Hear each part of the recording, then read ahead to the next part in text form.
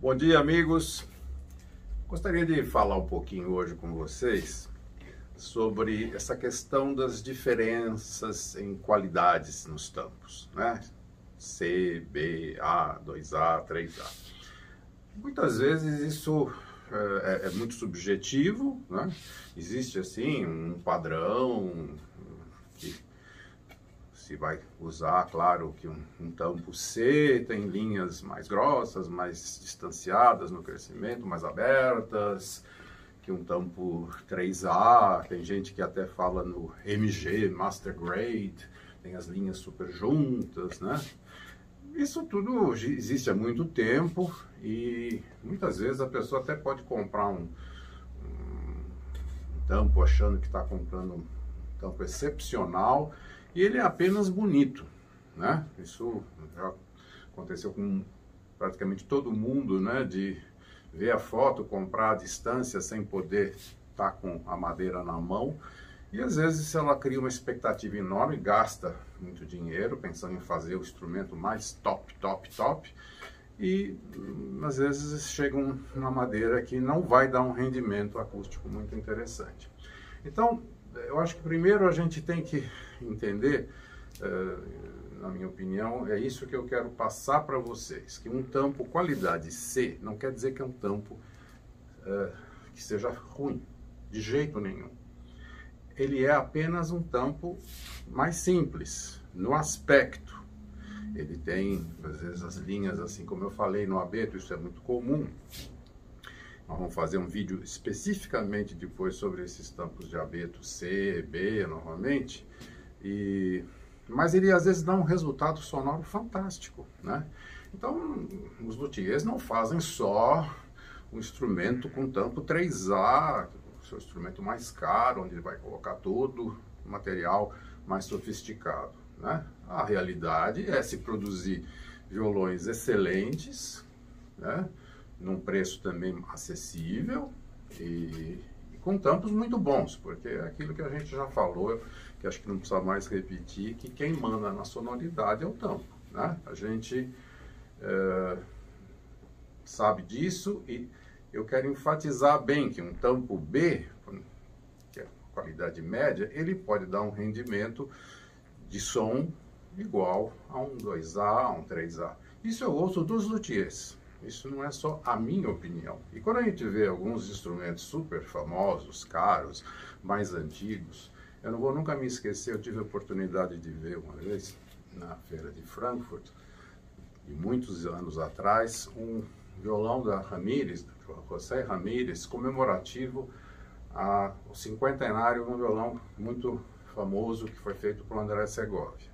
Esse violão era uma beleza, era uma coisa assim linda de se ver, e o tampo era um tampo que na classificação desses parâmetros que a gente usa hoje era um C ou um B no máximo. O violão era fantástico, né? Sonoridade maravilhosa e muito antigo, né?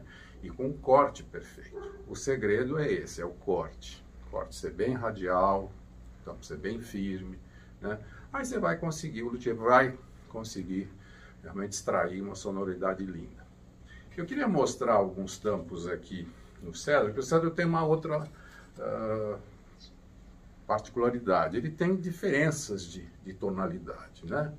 Eu separei alguns aqui para a gente ver. Tem alguns que são, a linha você pode mostrar, tem uns assim com tom, parece até um tampo de abeto velho, ou um bem... Você vê quando coloca os dois juntos, um tampo como esse aqui, como é Red Cedar, né? É um tampo de cedro mais vermelho mesmo, né? Um tampo como esse aqui, um outro que quando a gente vê junto, também mais avermelhado, né? Tem alguns bem mais claros, como esse aqui, né? E agora eu queria mostrar algumas características em alguns deles. Por que esse tampo, por exemplo, que eu estou aqui na mão, né? Esse é um tampo, a classificação é do tampo mais barato, mais simples de cedro canadense, é o B, porque na verdade eles têm uma qualidade já muito boa e A gente considera aqui, este aqui, por exemplo, um qualidade B, que seria um médio, né? Agora, este tampo, especificamente, ele tem todas as características, assim, de um tampo ótimo, né? Tem um crescimento, assim, muito homogêneo, vai crescendo muito pouco a pouco, um corte muito radial. Esse que está na minha mão, ele já tem uma certa idade. Esse é um tampo que a gente pode até ver aqui pela borda, que já está bem sequinho. Isso é outra coisa que faz muita diferença, né? Um tampo de 15 anos, 20 anos, é claro que ele vai, às vezes, valer mais, né? Do que um tampo de corte mais recente, porque ele já está totalmente seco, vai dar um resultado fantástico. O instrumento fica pronto já com um som de um instrumento mais antigo. Esse tampo aqui, então, por que ele é mais barato? Ele tem uma diferença, uma coisa da natureza. Quando a gente vê as duas peças juntas, né? Aqui, essa parte aqui, ela é mais escura. Dos dois lados é exatamente a mesma coisa, né? Na parte central, um pouquinho diferente. Isso aqui, provavelmente, depois de trabalhado e com verniz, dependendo do tipo de verniz que o luthier vai usar, vai ficar muito mais suave esse contraste, ou então pode ser até uma coisa, com certeza vai ficar muito bonito, porque esse tampo é muito bonito, um tampo lindo, né? Não tem um defeito. Tem essa coloração, então eu vou dar uma batidinha nele até. Ele tem um sustain maravilhoso. Um timbre bonito, mais puxado para o grave. É um senhor tampo, né?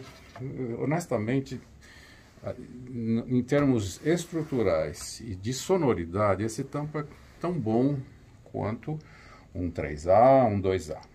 Eu não estou querendo dizer que agora vamos só usar tampo B de jeito nenhum, tanto é que a gente tem das outras qualidades. Apenas para que o luthier, na hora de decidir, ele não se deixe influenciar muito por isso.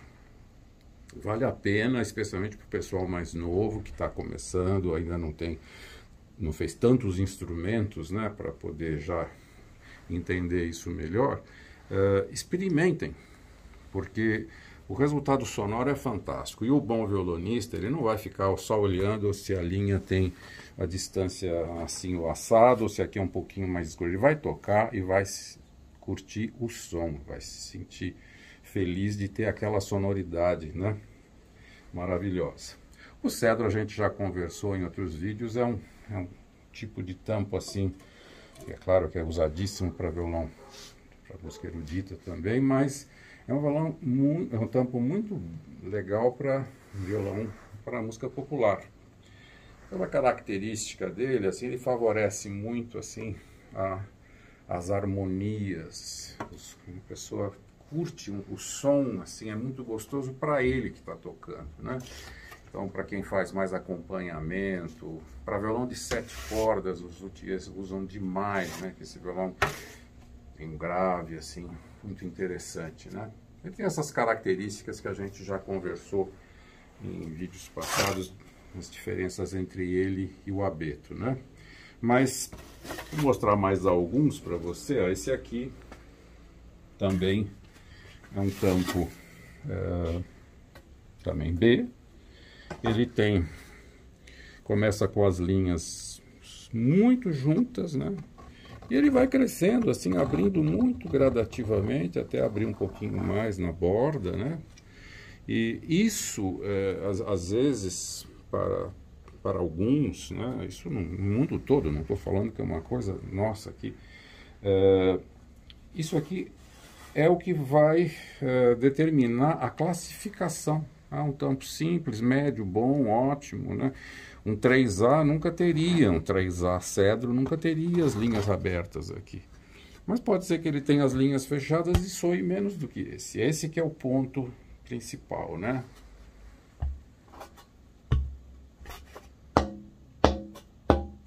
Esse tampo aqui, também dá para ali mostrar como ele tem O corte também bem radial, né? Isso que é muito importante, né? A gente sabe que o cedro é uma madeira assim que é mais delicada, a gente não pode forçar tanto quanto o abeto, né? Vejam esse tampo aqui, por exemplo. Esse aqui é outra coisa que acontece de vez em quando. Eu acho esse tampo aqui, acho que desses que eu separei para mostrar para vocês hoje, esse aqui é um dos melhores que tem, talvez o melhor. Esse tampo é espetacular. Ele é B e eu até escrevi aqui, um ótimo radial, sino, né, que soa com nenhum sino, porque fica soando muito tempo. Ele também já tem idade, corte totalmente radial, um crescimento assim como que é o ideal, né? As linhas super juntas aqui, e aí vai assim havendo um espaçamento entre os anos de crescimento, né? E esse som aqui. Ele tem uma duração de som totalmente definido, né? E longo. A gente sente ouvindo e sente na mão o potencial que tem um tampo desses. Por que ele é mais barato? Só por causa dessa linha aqui, nesses anos de vida dele, a natureza resolveu fazer ele ficar um pouquinho mais escuro. E só nessa parte aqui. Isso depois, a gente inclusive na hora que olha, né, tem que ignorar tudo isso aqui que não vai entrar. Quando você vê o desenho dele, com um molde padrão assim de violão clássico, apenas essa parte aqui aparece essa coisa mais escura. Se for uma viola caipira, isso aqui nem entra, né? Então, esse aqui é um senhor tampo.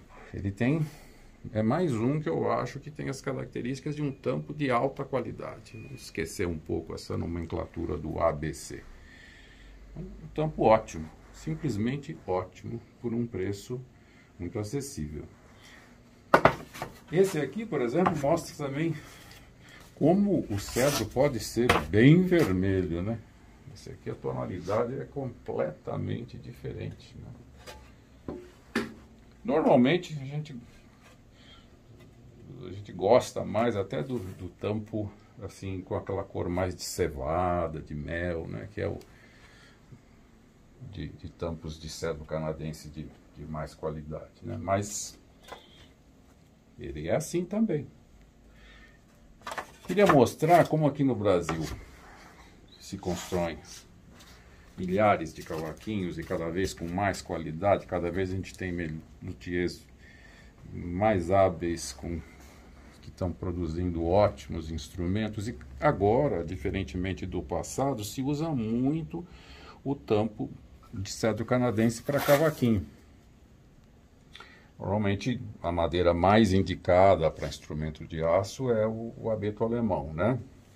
Mas dá um resultado muito interessante e cada vez mais tem gente construindo e músicos querendo os cavaquinhos com cedro canadense. Que dá dois cavaquinhos, um de abeto e um de cedro, feitos pelo mesmo luthier, vão dar resultados sonoros diferentes, né?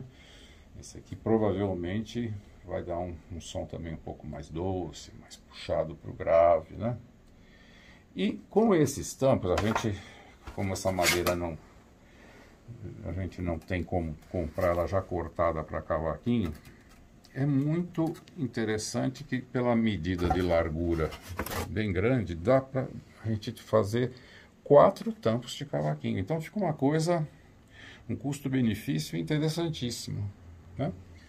E aqui no caso deste tampo, por exemplo, também é um tampo B, um bom tampo, né? Excelente, um corte também radial muito bom. Saem 4 tampos muito bons de cavaquinho, todos eles. Se você for olhar assim, um por um, aqui na parte central, que seria essa, os tampos número 1 e 2, com linhas super juntas. Esse aqui, a linha assim é de ponta a ponta, você não consegue, tem que nem vê assim, a linha de tão junto que é. E os que estão na extremidade, né, também estão proporcionando outros dois tampos ótimos, com linhas juntas. Aqui os 4 tampos são muito bons. Acho que pro luthier de cavaquinho isso aqui é uma solução e tanto, né? Um tampo ótimo, num preço assim fantástico. A parte mais importante do instrumento acaba sendo a mais barata. É incrível, né? Nós vamos fazer já nos próximos dias uns vídeos também com os tampos de abeto, abetos dessa qualidade mais simples e velhos, para vocês verem como eles soam. Eu gostaria de mostrar aqui, aproveitando essa série com os tampos de cedro, também os tampos A. Então, uma pequena diferença, né, entre tampo A e tampo B. Tampo A, aí às vezes as linhas de crescimento também são mais juntas, né? Esse aqui é um tampo que até no comecinho elas não estão tão juntas, mas a gente pode começar o tampo a partir daqui, por exemplo, e aí ele vai a peça toda muito junto. Os cedros, às vezes, eles têm assim umas manchas como essas aqui, assim. Essas aqui estão fora, né, da área principal aqui do tampo, isso não vai atrapalhar nada, mas muitas vezes tem tampos fantásticos de sonoridade incrível, que tem às vezes uma manchinha ou outra. É por isso que eles não são 2A, 3, um tampo 3A tem que ser assim, sem a menor mancha, tem que ser aquela coisa que linda de se olhar, né? Mas de sonoridade, esse aqui, por exemplo, é incrível o que ele soa. Ele tem, parece um subwoofer.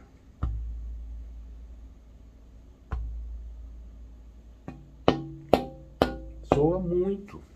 Isso aqui vai dar vai sair um violão fantástico desse tampo. E como esse tem um monte, isso não é uma exceção, né? Aqui tem um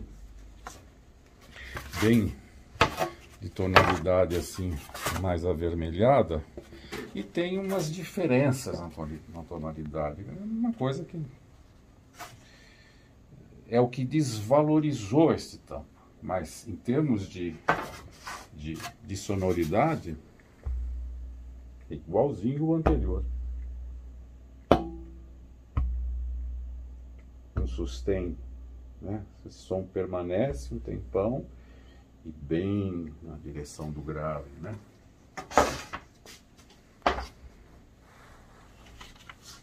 Esse aqui é outro assim bem vermelho e com as linhas de crescimento assim bem evidentes, né? A gente quando movimenta, aquela coisa que eu já também falei algumas vezes, a gente vê o quanto ele é radial, né?